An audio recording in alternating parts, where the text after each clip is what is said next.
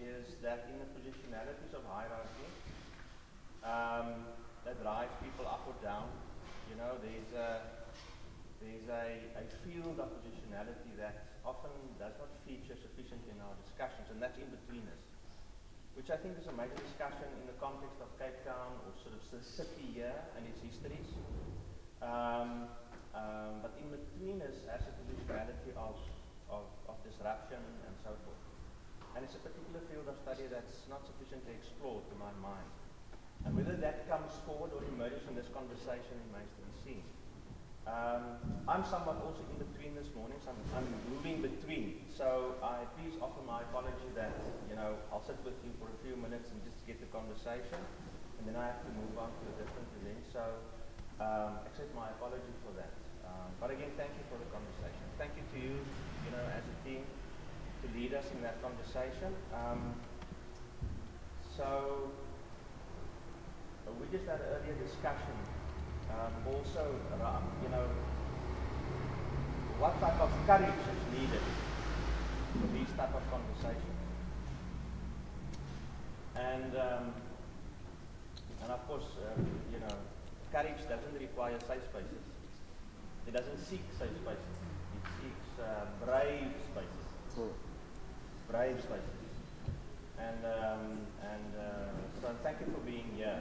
And if Cornerstone could call on us for something, it's calling for the courage and the brave space, not the unsafe or safe space, but the brave space. So thank you for being here. Mandy, thank you for leading, and again the partnership and all of that. It's great to work with activists with your sort of stature, and I don't mean stature as a hierarchical statement. I mean a stature of a history that's even leadership. So thank you very much for that. So, but over to you. Thank you. Yeah. So thanks a lot. All the environmental noise we just have to embrace, because I think when a lot of communities we work with, they don't have the luxury of these safe spaces. And so thanks for that introduction, Rudy, because we also regard this as a space which is about uncomfortable discussion. And in that sense, we also talk more about brave space rather than safe space. The idea is, like from the start in the District Museum of Course, for the context is we didn't have people coming together who were like-minded. So this whole idea that they must always agree and then you go into a separate bubble is, I hope, what will be demonstrated here today. So I'm not going to talk much by way of introduction. You just read the Cornerstone website in terms of the idea around this workshop. We're going to deal with issues related to identity, power and privilege, which are the very trending words going around. And often people engage with each other using the same words but having a very different emotional connection to those words. They often don't stop to find out if they're using the words in the same way. And we get caught up in these fights with each other when we're in fact comrades. And we're possibly on the same trajectory. And so a lot of the methods of how we deal with these issues is participatory. And so the young facilitators that's with us have worked with the District 6 Museum in different capacities over a long time. They're all stars in their own right. So they might not be the stars that you see, on Parliament, or stars who have received an award for their youth activism, which is becoming very trendy these days in terms of how you identify who's doing good work. And so a lot of the work that these young people are involved in are often the invisible work that gets done at the most local level in our society. And so this workshop and panel discussion, whatever one wants to call it, is really to look at how in their own lives they're dealing with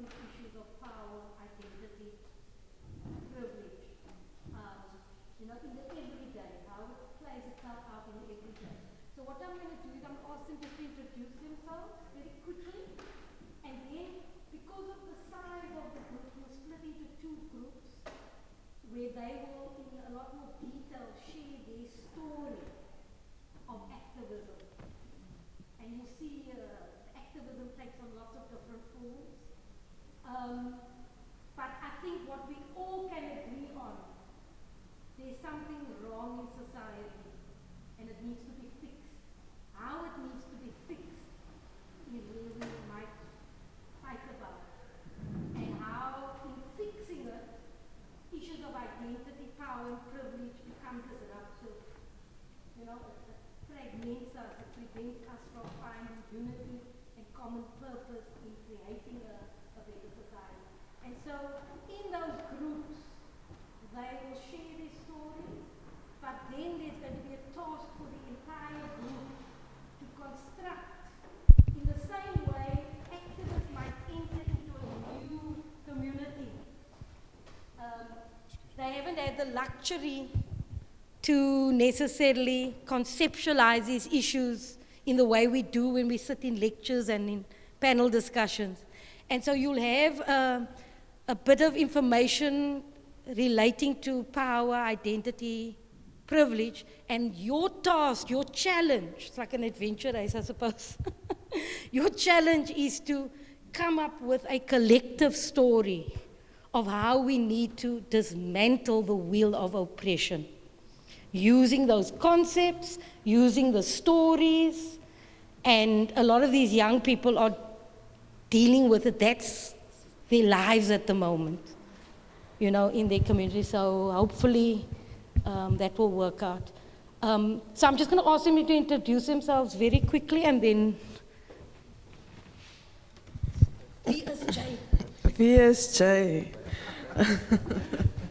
My name is Irma Titus. I am from Bonteheuwel. And yeah, I'm an artivist, I've been told.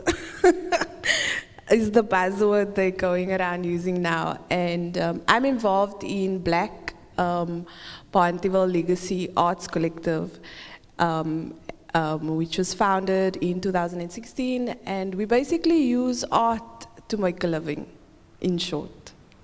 Yeah. Cool beans. I'm Alexander Dyers. I was born in Bishop Lavis and then grew up in Bala, and then I was in Alces River, then I was in Bredasdorp, now I'm in Durbanville. So I don't really identify with any particular place, more with certain feelings. So that drew me to my passion, which is filmmaking, which is all about translating emotion through media and through the frame. So the main thing I'm trying to do right now is create other filmmakers, because I've already seen my film in my head.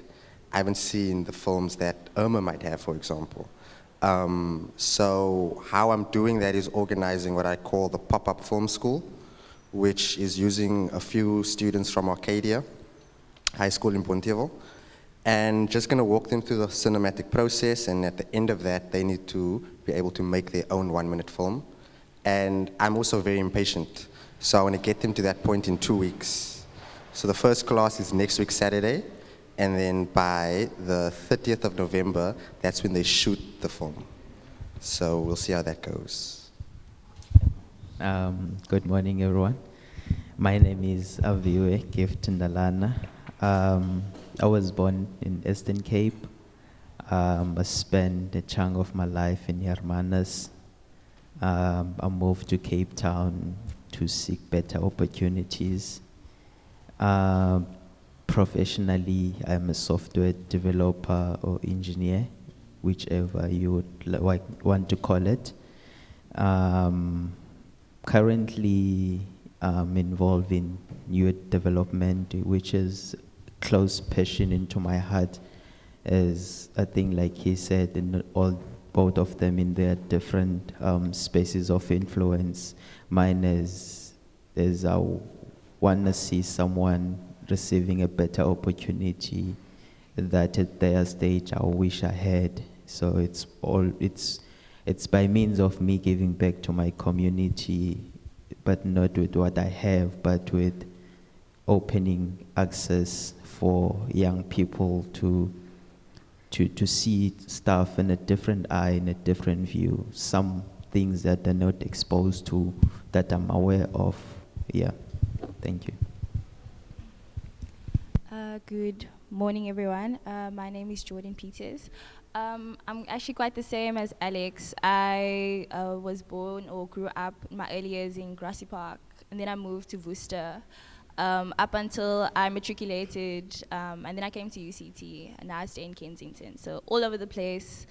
So at UCT, that's where I got involved with Fees Must Fall, Patriarchy Must Fall, and that's essentially where I also joined the EFF, so I'm a member of the EFF as well. And what I also do is, well, it's thanks to Mandy, actually, I attended a workshop with Mandy, who facilitated a workshop, and then the principal of the school asked me, would you like to come again and, do it yourself next time? So now we run workshops. We call it Do It Yourselves, or rather, we'll do it ourselves. And the idea is that nobody else is coming. Government's not coming. Our parents are too busy or too tired, so we need to do it ourselves. So we run workshops with grade 11 and matric learners from all over Cape Town. And yeah, it's essentially trying to give them the skills or the knowledge to equip themselves to fix our own communities. So yeah, that's me. Okay, so, is it on?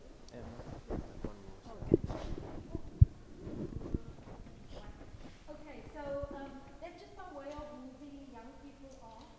Before we split up, what comes to mind when people hear think of, we all know the problems in Cape Town, with Stakkel Custodian, we saw that you put on the table quite powerfully the whole issue of, communities that self-identify as colored, rising up and claiming that they've been excluded. We've seen a lot of the struggles around affordable housing in the city. There's Jordan referred to Fees Must Fall. And a lot of people are still here, particularly black students down and privileged. Yet what they were fighting for was for positions that they saw as unprivileged. And so what comes to mind, when you hear those words, and just anybody, you don't have to, but you can go straight, but people could start with thoughts.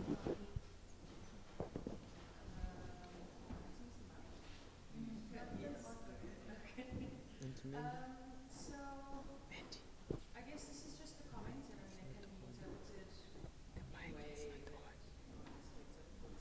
But I was particularly excited to come to today's session.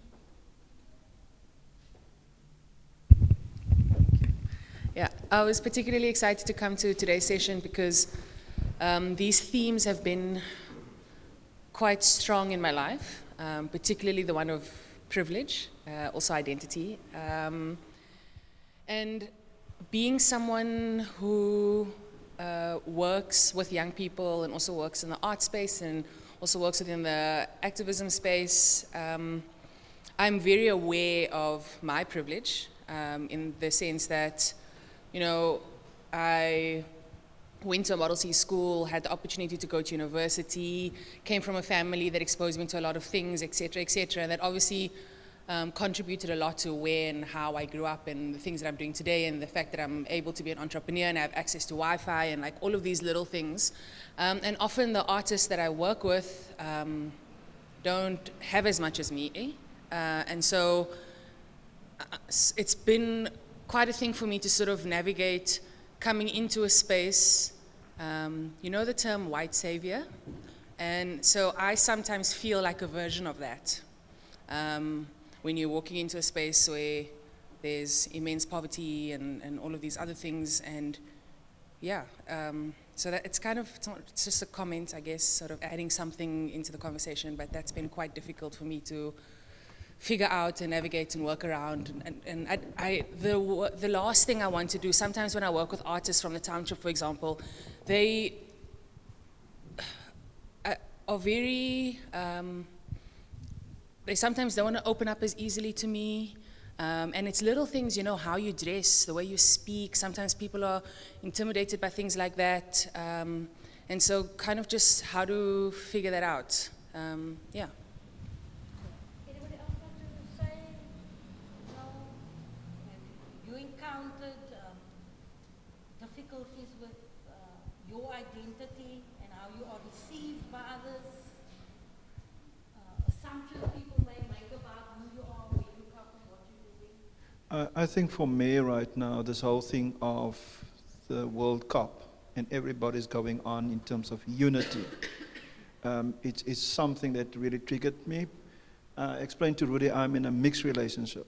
And a year and a half ago, one of my kids on a class list was identified as colored and the other one was identified as white. But for me, the conversation is not there yet in terms of what are my kids. Because I mean, when I engaged, you know, with my relationship 15 years ago, it was a thing of African and then South African. But some people are criticizing me that I denied my coloredness, although I hate the word colored, because if you really analyze the word colored, it is also a derogative word. The same for me as the H word and the K word. That is how I perceive it.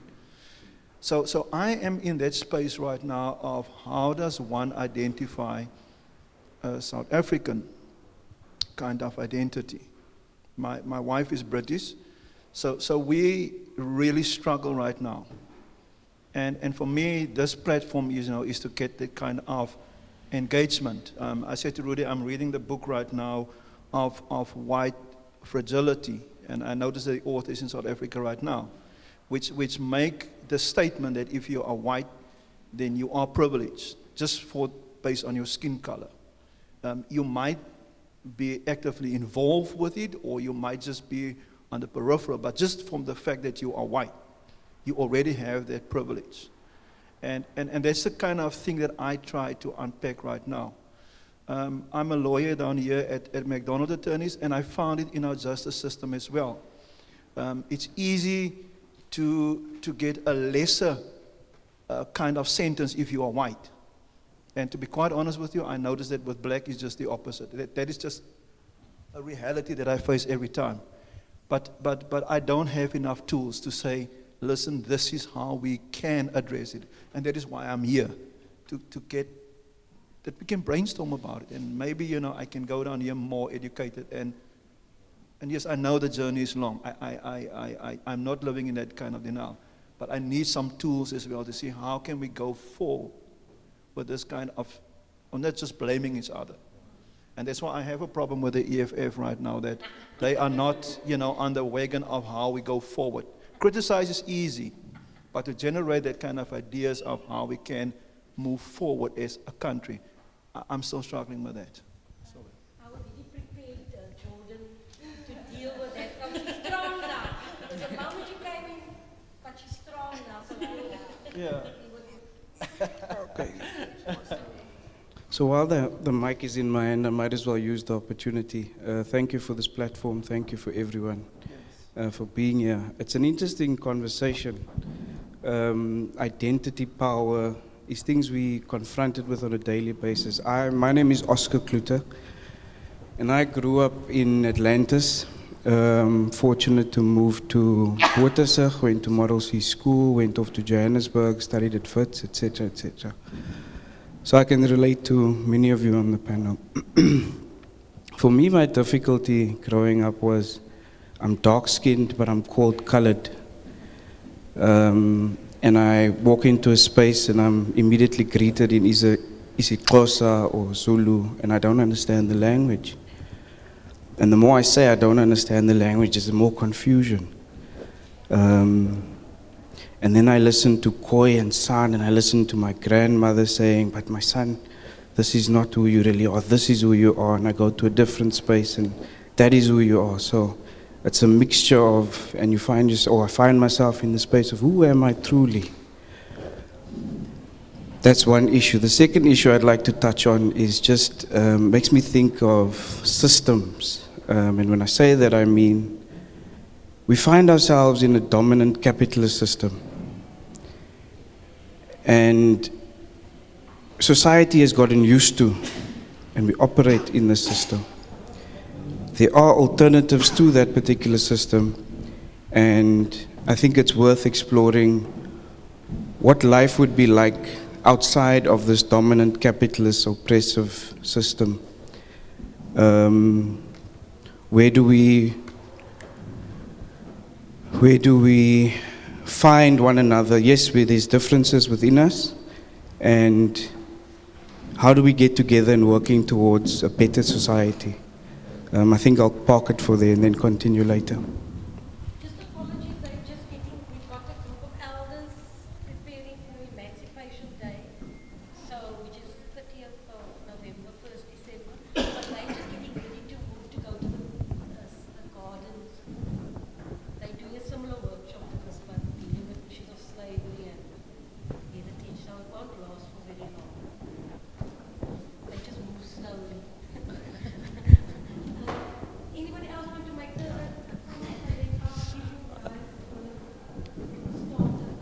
Yeah, I don't want to make too much of a comment because I have to leave, so I don't want to sort of, input and then, leave the conversation. But what I think is something very significant for us to note in the conversation and which plays out here is the generational dynamic. And why I raised that, for instance, what you shared is a very particular, it's a big example, is how, almost the social dynamic of continuing race as a category of identity, supposedly a category of cultural identity, keeps on generationally, playing in. So why I say that is because I really think leadership for change in this context would come from your voices, with inputs from all of us, and I'd like to sort of put that as an expectation. And we push for the intergenerational conversation, and that's correct, and we should do that. But I do think there is a location within the system for where the next round of wisdom comes from. So, my apology for not making a very personal input. My reasoning really is that I can't leave the conversation when I do that. But to make that point, please accept my apology. I have to go now, unfortunately, but I wanted to raise that and in a sense affirm that how we've gone about with this conversation, I really think is a good one. Maybe not the only one, but a good one. So thank you for that. Okay, so Michael, just pause for a moment, just think of if there's one last thing somebody wants to say. I'll bring you on board and we just let them leave. It's about 30 people. And of course, all those ex-district sixers, so they're going to be fighting over land as they're leaving. Another district sixer here, we've got one of them here. Okay, can we say, thank you Rene, what we're doing is, these young people just introduce themselves. They all have an association in some way with the district secretary at different points. The workshop is about identity, power and privilege, but we coming at it from a very different angle, from how those issues emerge in the everyday. And so we're just doing a very quick intro, and then we're going to split into two groups, and people are going to spend time with young people sharing their stories as a way to start the discussion about how can we dismantle the wheel of oppression. And in your group, you get to negotiate with them around how we should do it, and there's a tool that you will have, a whole lot of concepts, and you can construct your picture. We've got two boards over there that we're going to present it on. Your picture. So basically the issue that I think Rudy made about, it should be the young person's voice that begins to dominate. And that's very true, but that's not going to happen in a safe space. Their voice is going to have to come through in countering the momentum of those of us who have developed our voice over a long period of time, in a sense, you know. So it's not going to, yes, young people must begin to take the lead more because it's their future.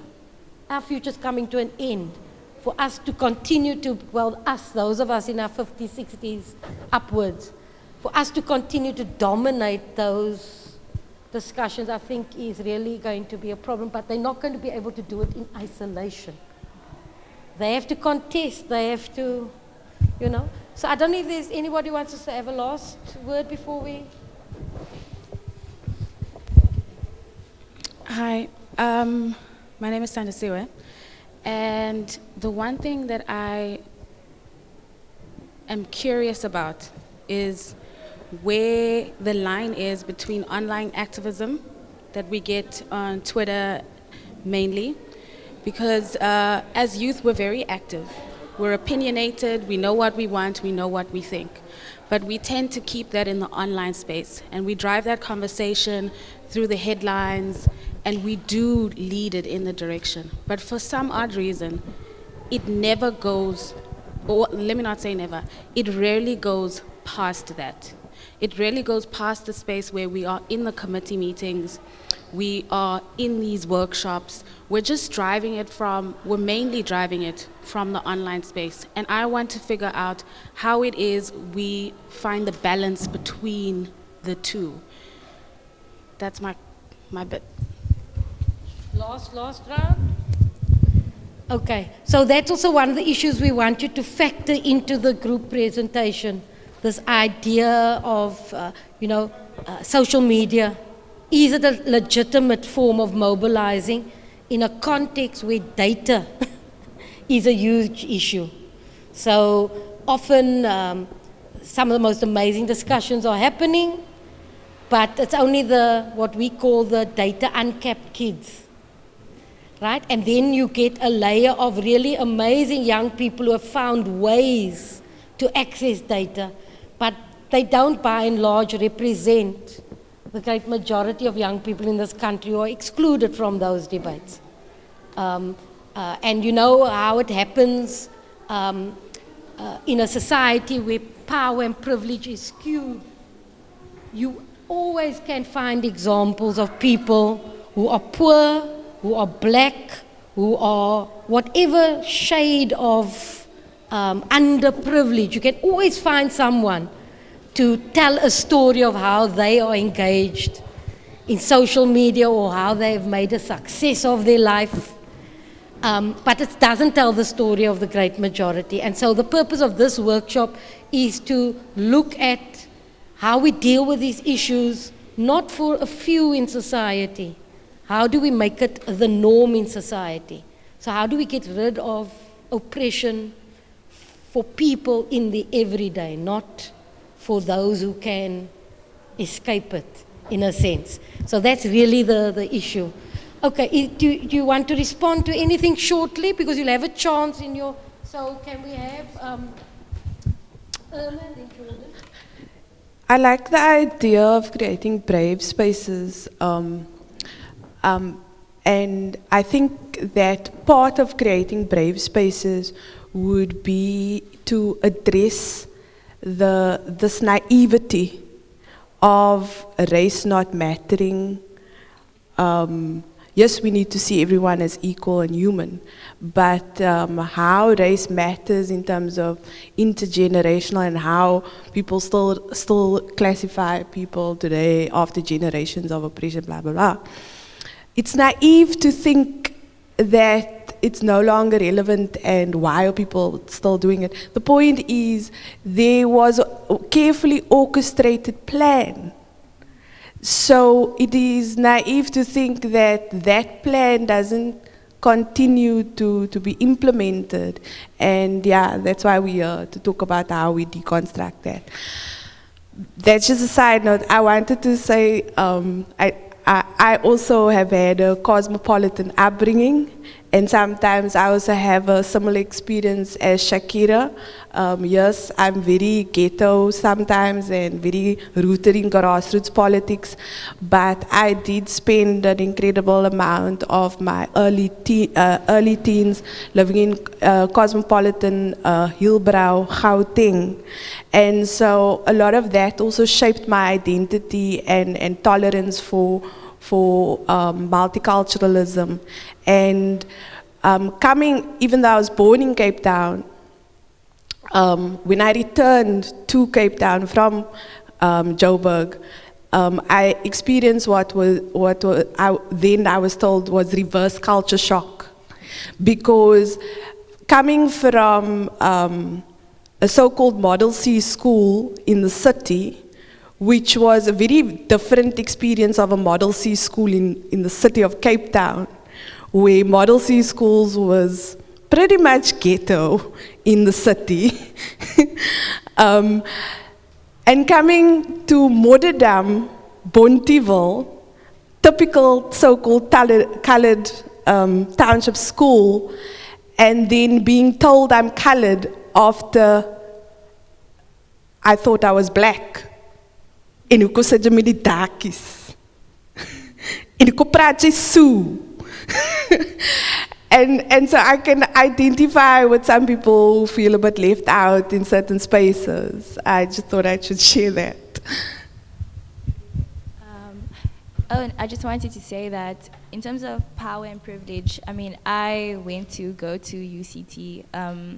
Even during Isma's fall, during all the protests, we saw instantly the privilege and power that we had just being in close proximity to whiteness.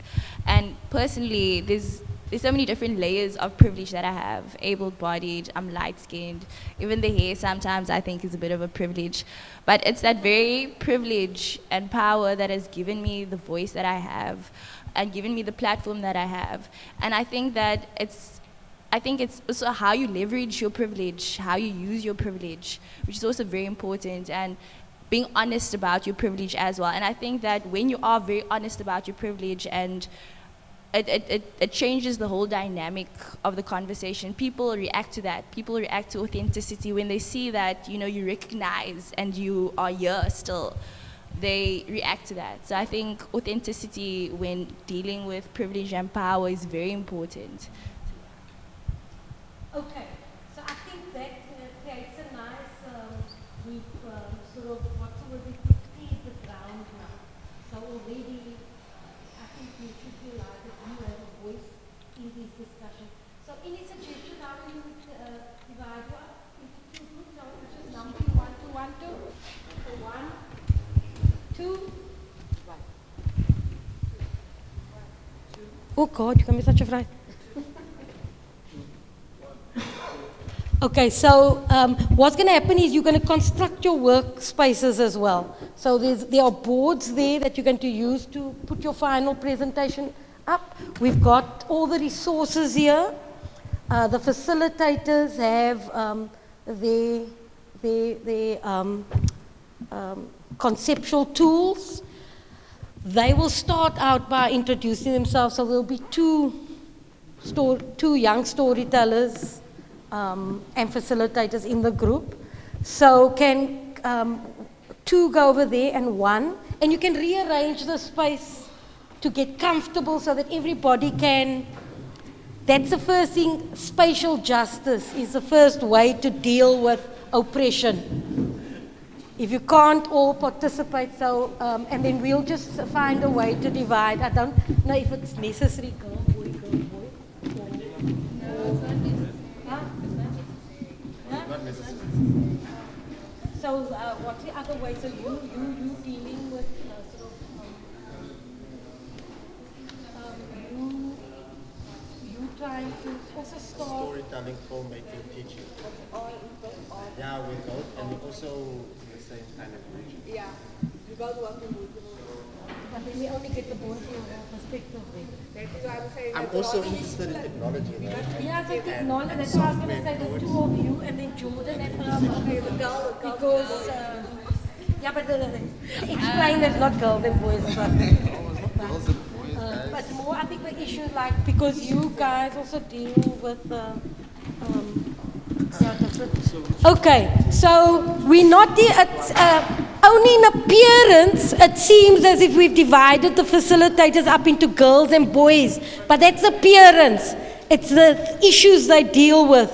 So Alex and Aviwe will be with group 1, and Jordan and Irma. I will just alert you to time. I'm withdrawing my voice because it can be quite dominating. So I hand you over, right? And I'll just inform my voice, you'll hear about time.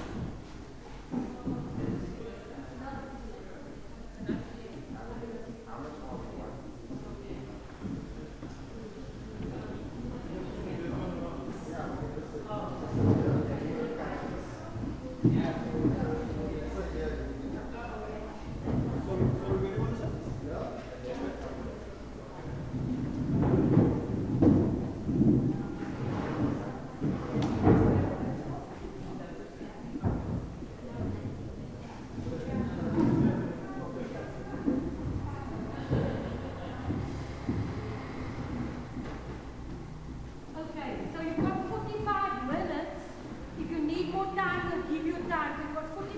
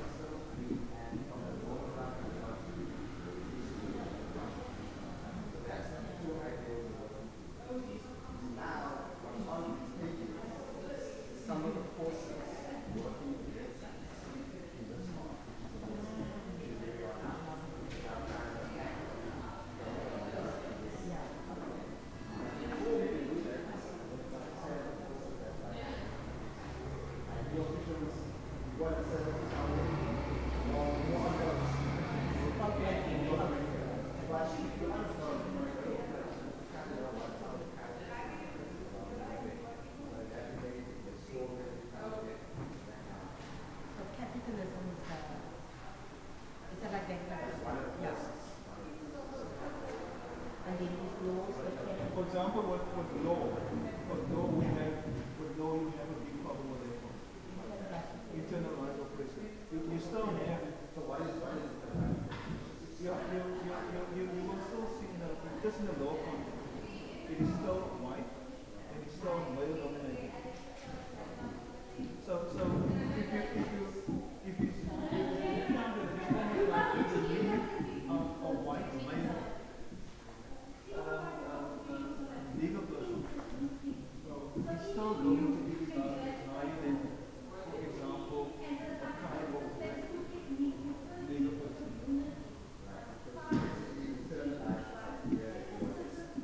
But even your clients is gone. I mean, I have, for example, most recently, and I have a white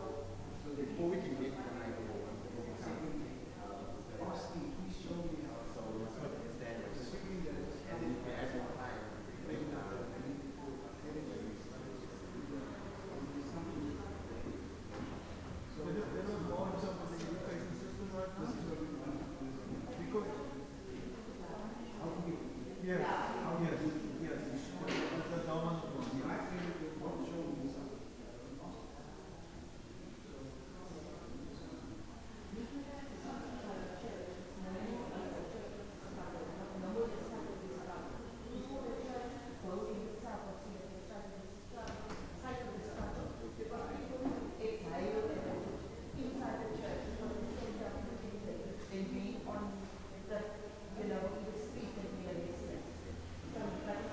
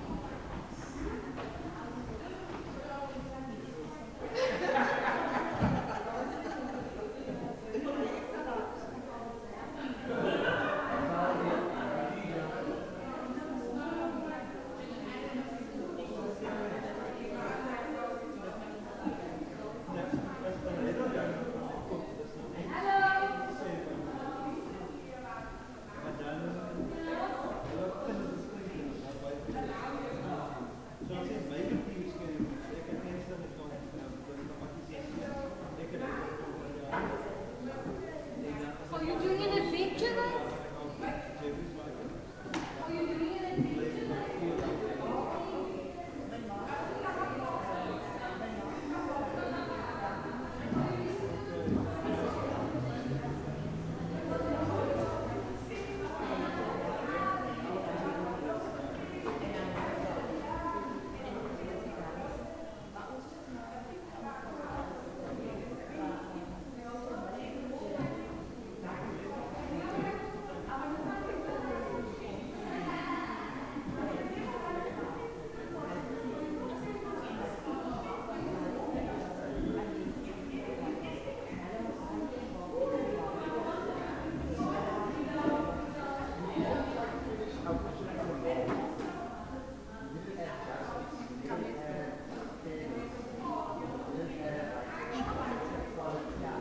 Okay, are we done?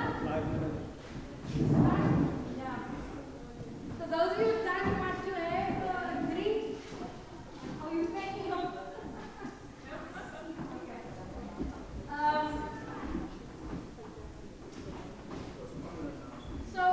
You guys only 5 minutes.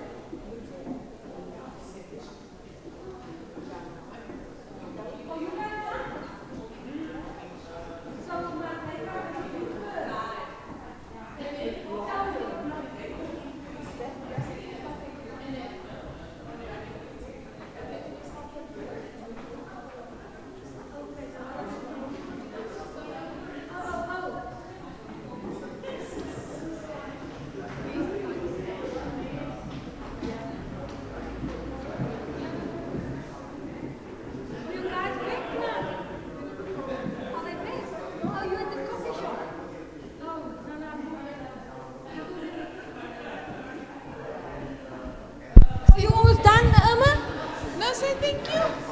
Oh no, thank you. She also said, but this is such an old But she looks broken nice. already. You agree with me? Well, you guys will see when I wear it in a week. I've only got 3 tops on in a week. No, I've no, run out of tops. Besides the Thank the you. blouse. Yeah. No, but she also because They're not back yet. no. I thought you with them and you coming back now. But I saw you she coming nice back. thing. She nice over here. She nice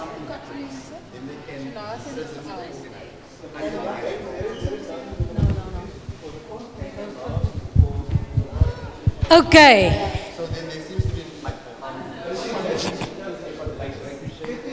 Hello?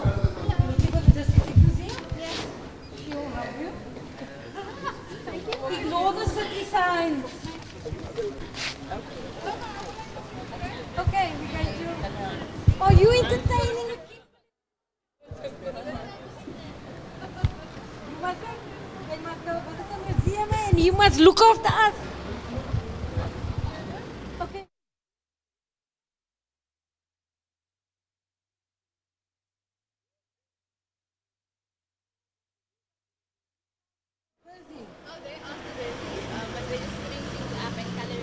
Then how come you guys aren't involved? We're not the artistic one. Sharing the labor, dividing.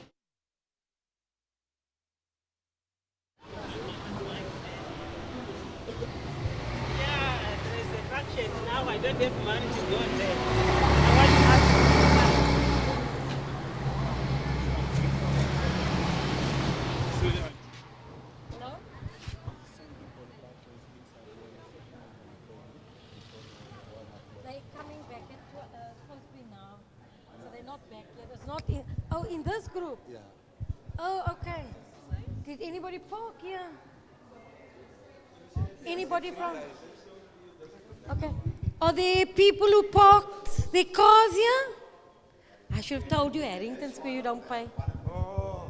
Yeah, sorry about that. Anybody park their car outside? Okay. Okay.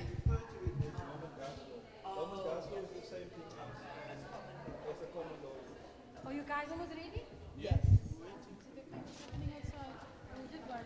The cars, people, guys.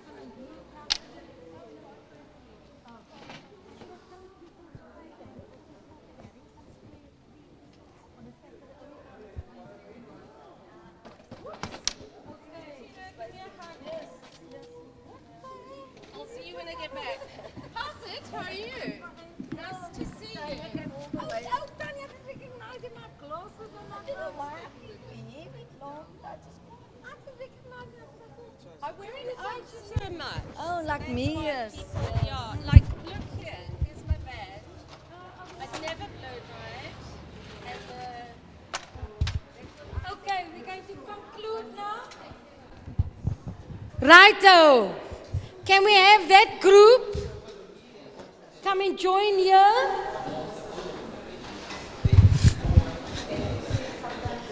Group 2. Shakira, Janine. Can you guys bring your group to join? Irma.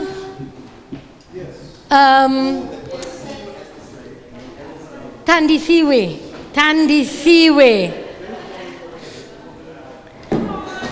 Can we all come and join this group here? We're just going to close, so we're all going to gather here. Okay. I don't know why I think the mic is going to get you three fucking rebels. Come.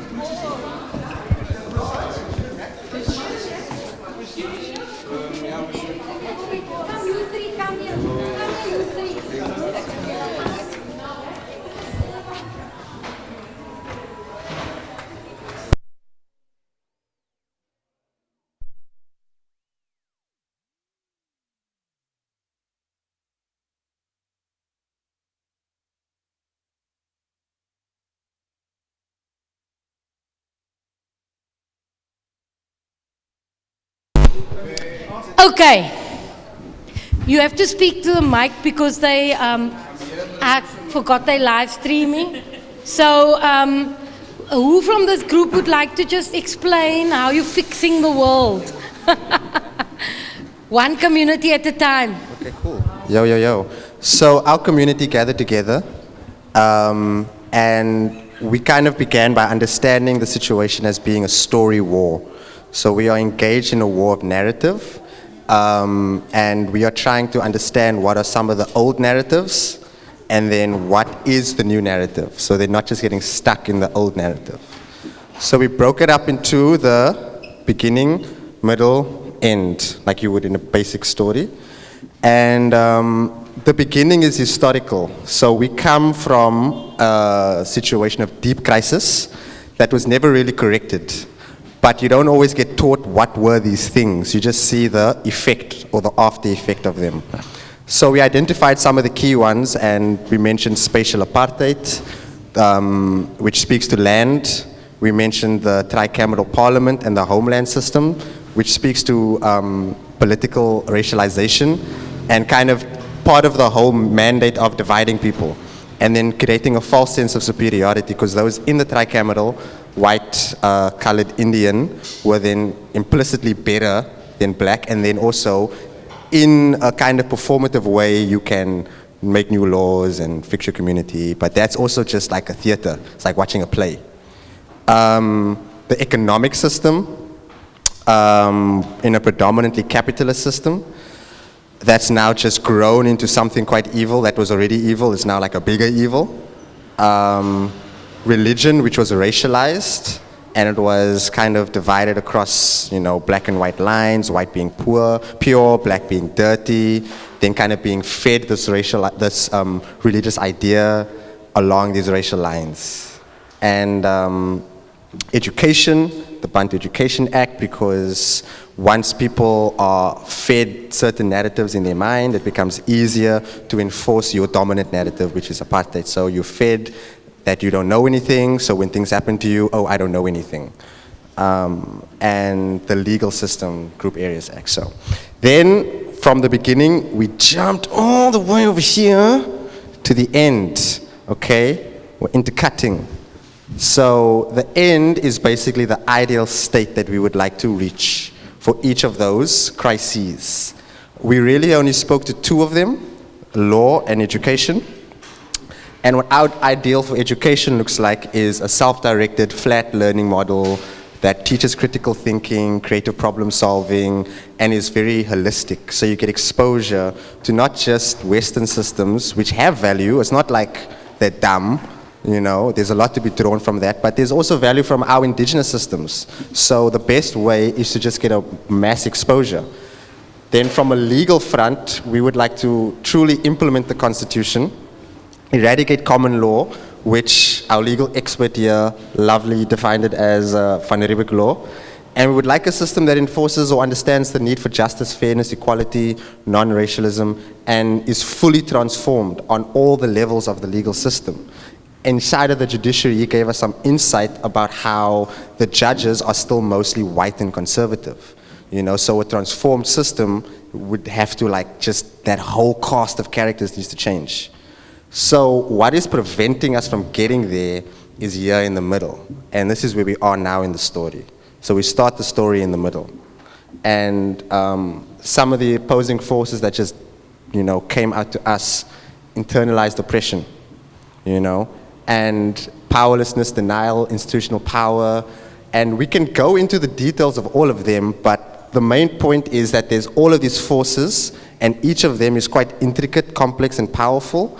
But how we experience them is the massive wave of them all together, and they feed into each other, you know? So we mentioned, like, for religion, for example, there's a deep denial of what that spirituality is actually supposed to be doing and what it is that they are doing right now. So what they're supposed to be doing versus what they are doing, and denying that they are not doing what they're supposed to be doing.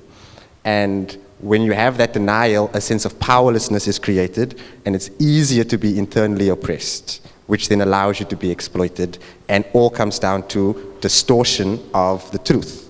Because ultimately, the truth is being distorted, so we need to figure out how to overcome all of this so that we can get to the end game. And yeah, that's our story map. It's still in process. Still in process, it's not yet done. I don't know if anybody from our group wants to add something to what I just said, but any questions? I started on common law you spoke about it, because my understanding of common law, as I'm not a legal expert, comes from the root English word to be common. So I would remix it and say, could talk about commons law. So that's just a comment I wanted to make, because I startled on it because I didn't quite understand why you want to eradicate common law, but in terms of its historical definition, that I understand. But I would then promote that we go for commons law. Maybe the legal expert can elaborate. Because commons law is basically what I would promote is natural law, in terms of how indigenous people understand what should naturally happen to someone who does right or wrong in whatever way you want to see it. Well, the thing right now is in South Africa we have three kinds of legal system, three legal system right now. So you have what I refer to now as the common law. That is, in university they will refer to as the Roman Dutch law.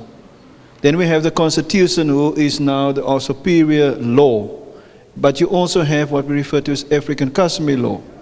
And those three, in my opinion right now, are in conflict with one another. I mean, I gave the group a simple example of just the contract, the law of contract, for example. How those are the law of, for example, of marriages, you know, from a European perspective, a Roman Dutch law perspective, and from an African customary law perspective, and how those three are, you know, in conflict with one another. But most of it, you know, the difficulty that we have right now is that because of your judiciary is white and conservative. So I said to them, which is a sad thing, but if I have a matter right now, the first question I ask is who's the judge? Which is sad, because it's nothing to do with justice and fairness and equality. It's about, I'm going to convince this guy because I know he's white and conservative, how he thinks already. So your defense is not based on law, you know, which is quite sad right now. Can I just intervene so that we don't have this discussion, because the purpose of the workshop is just to surface these two pictures of how people would discuss the kind of complexity. We're not going to go into whether the solutions are the correct ones or not. That requires a much more detailed discussion, right? Except to say that what that brings up is somebody from that group just reiterates the point that these issues are so complex that even though we have the most amazing constitution in the world, that in itself doesn't necessarily change society. So, but I think the debate around what common law is and that, I think we can leave it. Are there any points of clarity? Yeah, but Jordan's going to comment on the law. No, I just wanted to share an experience. I was arrested a few weeks ago, well, last month, during the week of gender-based violence protests at the World Economic Forum. So the first time I appeared was, I can't remember the date, but I think it was the 18th of September. And I appeared here at the magistrate's court, and I walk in, and it's a white magistrate, old white man. He doesn't look up from his writing, doesn't look up at the prosecutor, doesn't look up at the attorneys. He's just, and so I was very scared. I was very nervous now. And anyway, they postponed my case, and I appeared again 2 weeks ago, or last week. Was it last week? 2 weeks ago. And so when we got there, my name wasn't on the roll. So a bit of confusion because they don't normally change courts or change the magistrates. Anyway, so I was now freaking out, and I'm heading to the court 14 where I was moved to. And I walk in and I see a colored magistrate, and it was so weird, but the relief I felt. Like the courtroom was lighter, like I swear like there was getting more sunlight, like it was just, you know, and like he was alert. He was so, and it wasn't just a racial, and it was a racial connection, but it still proved to be a real, like actual reflection of his work ethic. He was alert. He kept asking the prosecutor, why do you want to postpone? Give me the reason. Before the previous magistrate, he was just like, postpone, which date? Okay, done. This magistrate was actually involved. He wanted to actually know what happened. He wanted to actually do his job. So in terms of race and the law, it's real. It's not theoretical. It actually does have real world consequences. Yeah. No, definitely. Yeah, no, that we experience that all. So okay, can we move over to the next community? Thank you for that. We'll clap hands for everybody afterwards.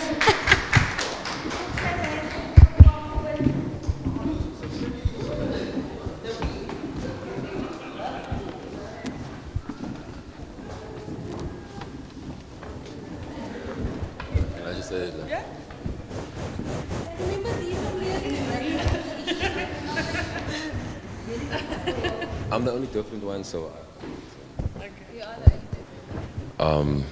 Hi everyone.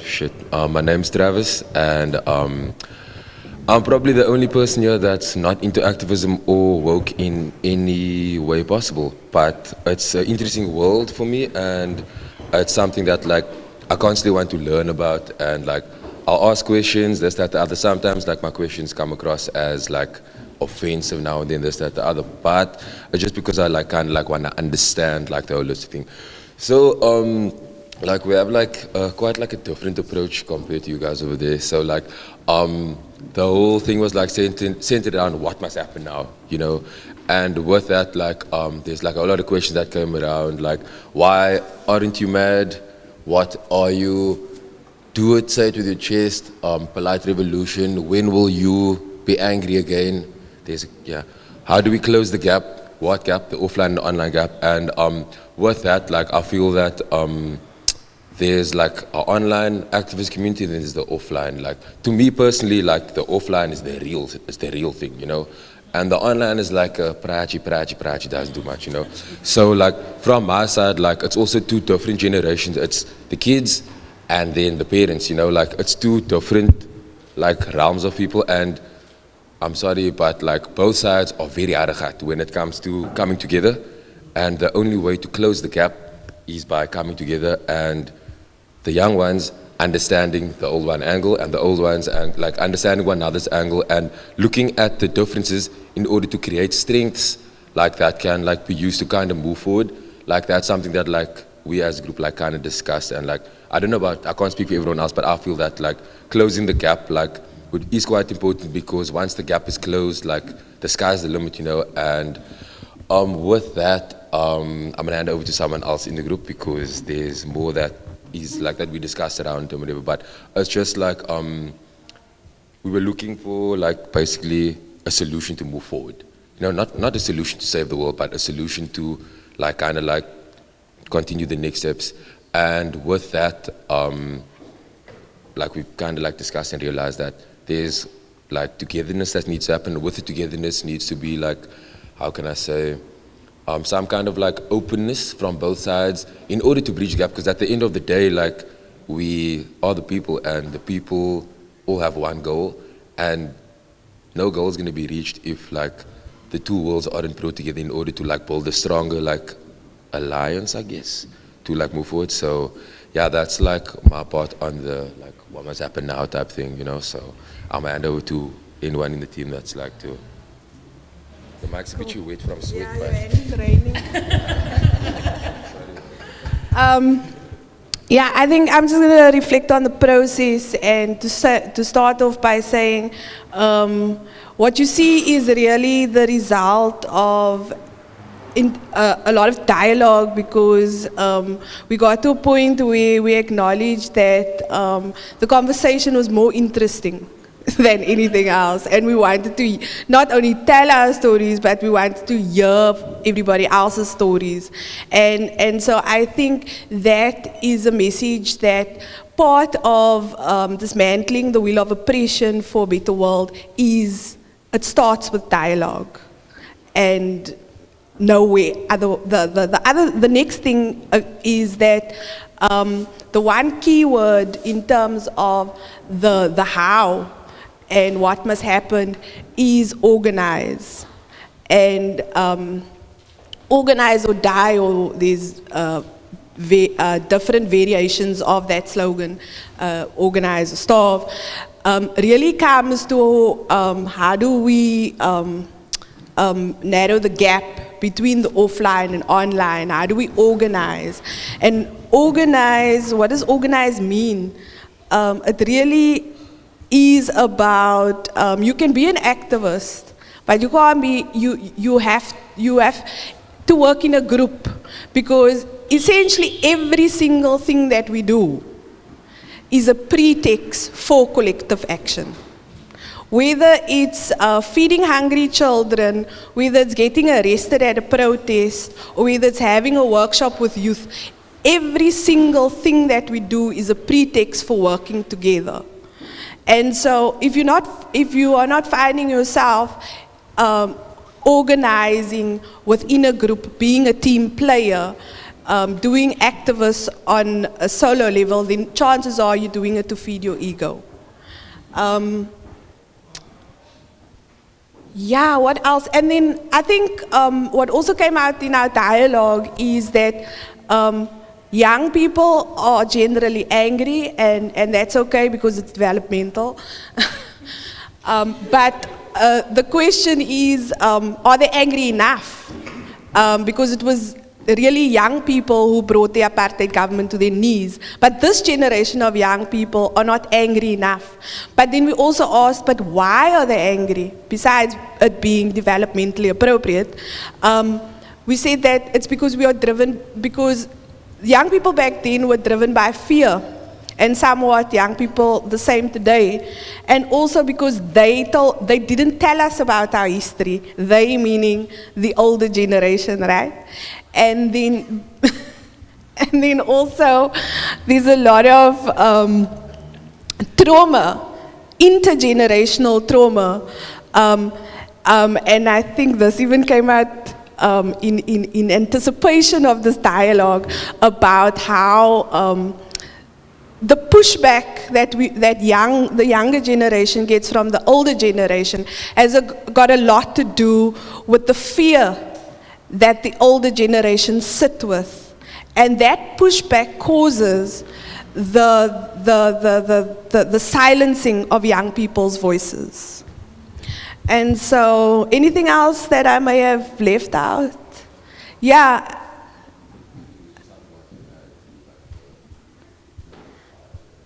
Yeah, I think just to be myself and to say that activism versus grassroots activism is not always the same.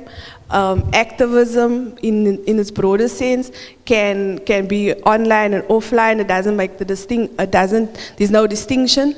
But grassroots activism is offline. Grassroots activists do not have enough data, so they go door to door, they have park jams, and that is how we dismantle the wheels of oppression. Offline, online thing, because it's very real, guys. Especially the offline, online active is very real. It's very real.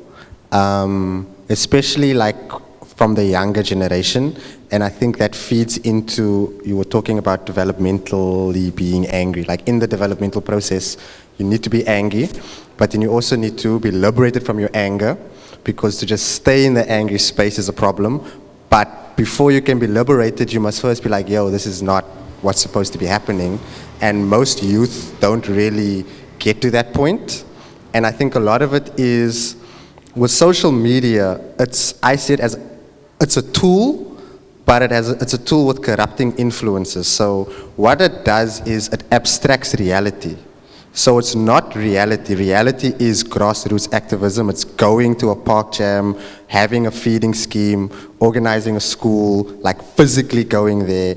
And what that requires is a lot of energy, and organizing it in the conditions of ultimate chaos where people don't have data. So I can't call you, don't have a phone. So even if you had data, I gotta walk to your house. Also now, maybe there's a new uncle there and you don't wanna be with the uncle because he's abusing you, so now you're not even at home. I can't ask the people at your house, where are you, because you would never tell them.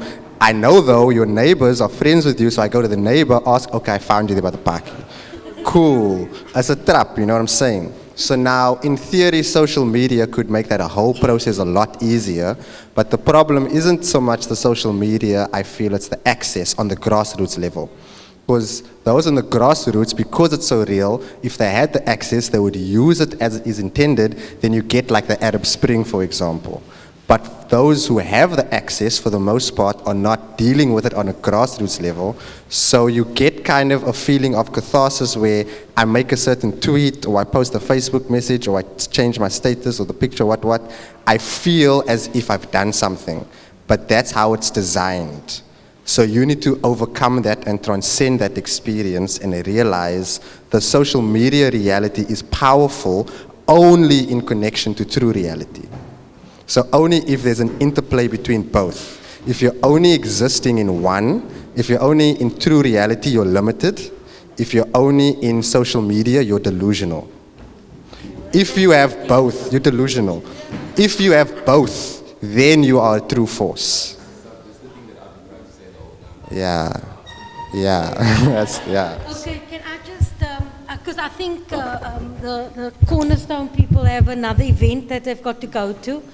So I know there are lots and lots of people who can add more things, but see this as one step in a range of dialogues that we must have. So there have been dialogues before this, there will be often. We always take it to deeper levels.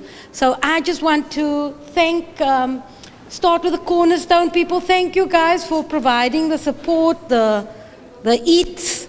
And then to our young facilitators, I want to just hand over. So, Irmachi, thank you. I thought I'm videoing you, but the bloody video wasn't on. Yes, and you said some amazing things in the beginning. So can we give Irma a big hand for making herself available? And then Jordan, our EFF chummy. That Esther, thank you. Because I give Jordan a lot of hell. But no, but it's all good, in the good spirit. But thanks for your contribution and for coming. And then Alex Dias, thank you I look forward to our journey going forward in filmmaking. And then Aviwe, Old Spirit, been with us for a long time. Thanks a lot for your contribution. And a pity the time of the year, students are writing exam and that, but we can see the power of intergenerational dialogue, because I think while a lot of the talk is about young people taking it forward, I think we must be very cautious about treating young people as homogenous, as well as treating old people as homogenous. There are lots of older people, particularly workers, whose voices are silenced as well. So how do young people energize those voices as well? So not just for yourselves. So thank you guys, and thanks to everybody for coming, to the masses. Thanks to the masses. You're so many, we can thank you individually. Thank you, Cornerstone staff, for participating.